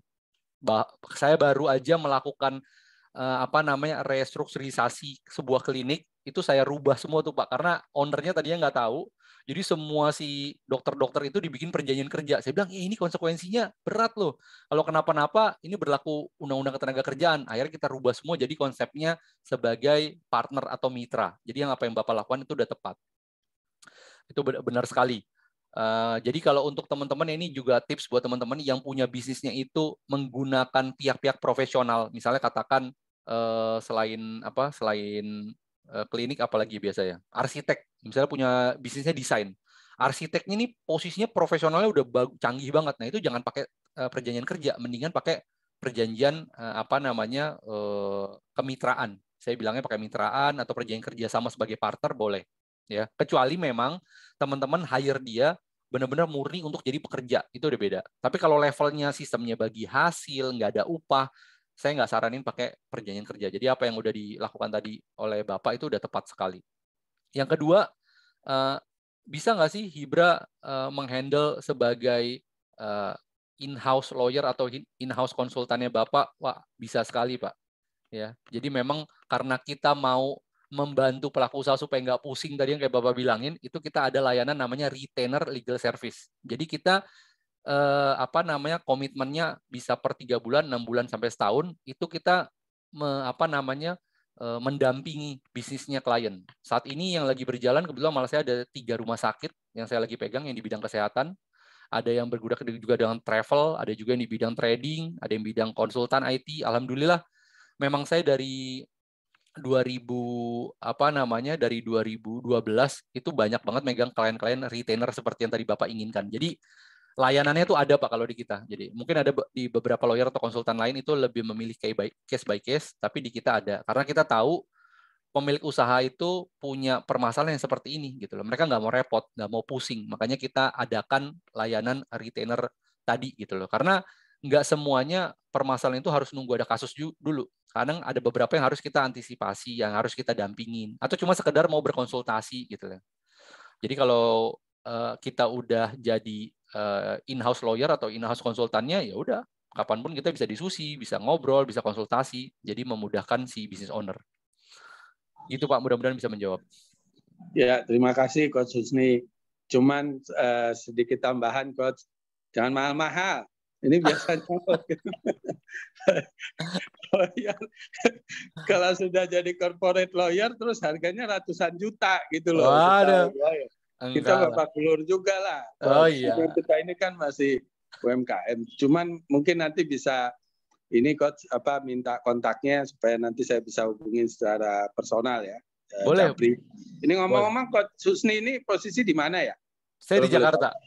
Oh ya, saya di Bogor Coach. Oh iya. Saya di Bogor, jadi nggak terlalu jauh kan? Nggak terlalu jauh. Boleh. Kontaknya Coach ya. Siap, insya Allah. Baik. Makasih Coach. Assalamualaikum. Waalaikumsalam warahmatullahi wabarakatuh. Terima kasih Pak. Mudah-mudahan bisnisnya lancar ya Pak. Nih Coach, ada satu lagi nih Coach dari Pak Agus Coach yang tadi ingin bertanya nih Coach. Terkait dengan parkir mobil di RT Coach katanya kan. Nah, izin apa aja yang diperlukan Coach kira-kira untuk parkir mobil di RT ini? Izin yang pertama adalah mendapatkan izin dari pemilik tempatnya dan dari warganya, itu penting. Itu penting tuh. Jadi izinnya adalah mendapatkan izin dari si pemilik tempat dan warga. Pemilik tempat apa? Kalau misalnya kita tempatnya nggak punya sendiri, artinya sewa, ya. Saya sarankan punya izin pastinya dari si pemilik tempat. Karena ada beberapa orang sewa tempat tapi nggak jujur, nggak bilang itu untuk apa. Jadi kalau misalnya itu tempatnya sewa, sampaikan saya sewa untuk jadi parkiran gitu. Jadi jangan sampai gini, karena pernah ada kejadian kayak gini, bukan parkir tapi kurang lebih seperti ini. Dia sewa tempat, ya nggak bilang untuk apa, terus dipergunakan itu fungsinya berbeda. Lalu tiba-tiba si pemilik tempatnya datang bilang, kamu kok menggunakan tempat sewanya ini tidak sesuai dengan yang di perjanjian? Kata yang sewa, ya terserah saya, kan saya udah bayar. Saya mau pakai buat apa terserah saya. Nggak bisa kayak gitu teman-teman konsepnya. Ya, ketika kita udah sewa, diberikan izin sewanya itu untuk katakan tempat usaha coffee shop, ya kita jangan bikin itu jadi pabrik, kita jangan bikin itu untuk yang tidak sesuai dengan peruntukannya gitu. Nah tadi bapaknya mention bilang saya kebetulan pemilik tempatnya. Yang pertama saya saranin itu dapat izin dari pejabat. Ya, dalam hal ini yang ngurusin perkampungan itu apa ini, RT, RW, ya, kelurahan, kecamatan. Ya, ini kalau Bapak mau legal ya, itu dipastikan dapat. Terus kedua, biasanya pasti nanti si RT atau RW itu biasanya kalau mereka memang yang tahu prosedur, karena di beberapa tempat yang saya tahu itu mereka akan bilang ya udah Bapak dapat ini, dia dapat izin dari tetangga kanan kiri depan belakang. Tujuannya apa? Jangan sampai nanti ketika parkirannya itu penuh atau jadi timbul suatu kebisingan dan lain-lain, akhirnya mengganggu warga sekitar gitu. Biasanya hanya itu aja sih yang saya tahu. Bahkan beberapa tempat itu kalau misalnya memang secara posisi lahannya itu bagus, nggak mengganggu warga, justru malah lahan penyewaan parkir ini buat saya malah solusi ini kan, ngebantu warga buat orang yang punya rumah tapi nggak punya parkiran, jadi bisa nyewa di situ kan, bisa parkir. Jadi ya harusnya warganya pun juga menyetujui, itu maksud saya. Ya. Tapi kalau bicara izin resminya untuk penyewaan apalagi kapasitasnya kecil, rasanya tidak ada. Kecuali Bapak ada bangunan. Artinya apa? Bikin parkiran tapi parkiran itu pakai bangunan. Ya. Bangunannya mungkin ke atas, apalagi ke bawah basement, itu jadi perlu IMB, izin mendirikan bangunan. Tapi kalau misalnya nggak memerlukan bangunan, saya rasa nggak perlu izin lain-lain. Selain tadi izin secara apa ya kalau bahasa kita tuh sowan lah. Kita sowan ngomong ke RT, ke RW, paling kalau mungkin RT-nya RW-nya perlu backup dokumen, paling kita suruh bikin pernyataan bahwa di tempat itu kita nggak akan menggunakan untuk tempat yang macam-macam gitu. Terus kita dapat persetujuan juga dari tetangga. Saya rasa cuma itu doang yang dibutuhin.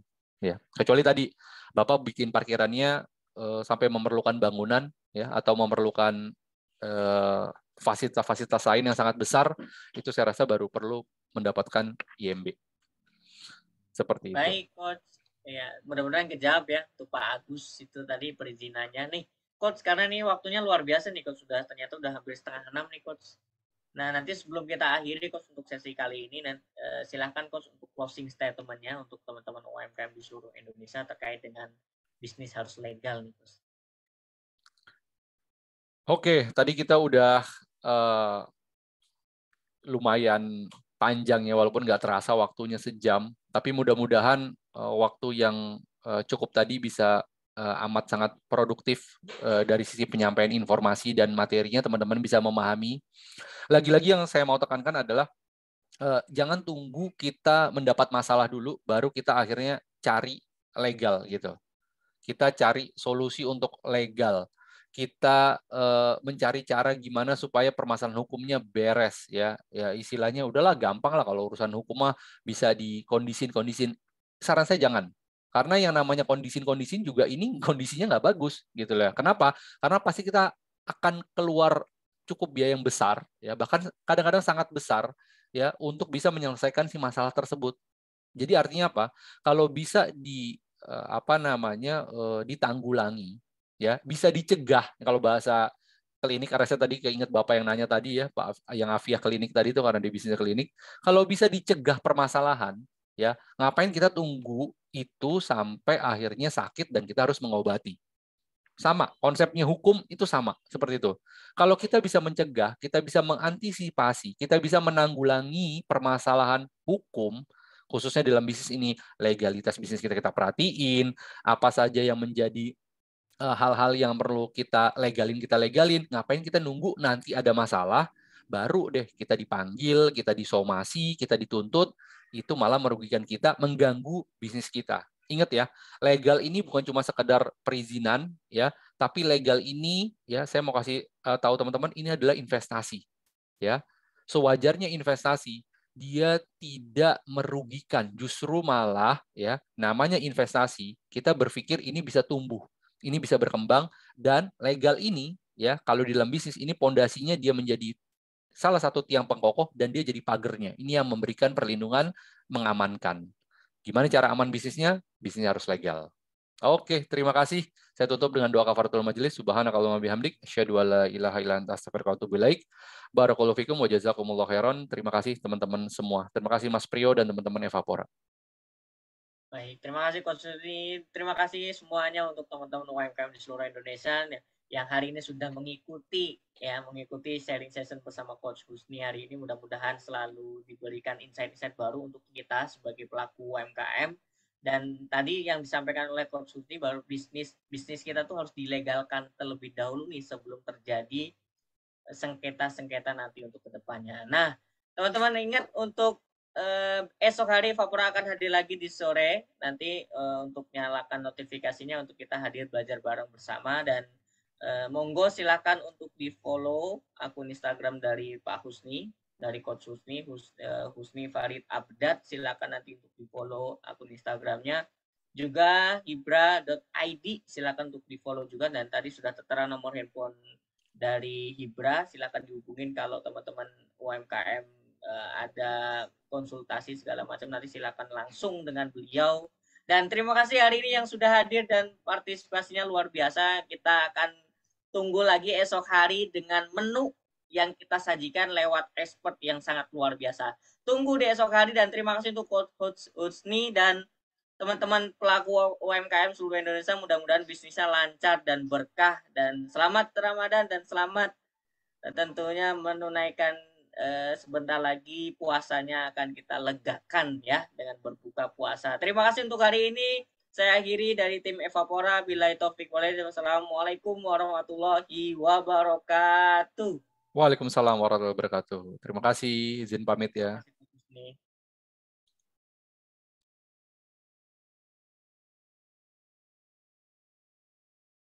were wrong. Indeed, you gave me hope. Oh, Allah, I wanna thank you. In their orbits, the moon and the sun, such perfect harmony. Let's start questioning us.